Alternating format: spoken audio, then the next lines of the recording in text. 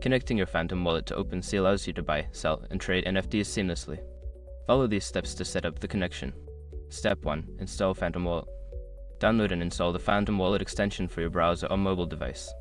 Create a new wallet or import an existing one by following the on-screen instructions. Step 2. Fund your wallet. Before filing a refund or dispute, use the eToro.com link in the description to open the refund dispute deadline calculator and confirm your deadline. Step 3. Visit OpenSea. Open your browser and navigate to the OpenSea website. Make sure you are on the official site to avoid phishing scams. Step 4. Connect your wallet. On the OpenSea homepage, click on the wallet icon or the Connect Wallet button.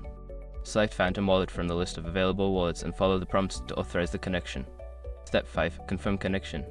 Once connected, you should see a wallet address displayed on OpenSea. You can now browse, buy, and sell NFTs using your Phantom Wallet. Now you are ready to explore the world of NFTs on OpenSea with your Phantom Wallet.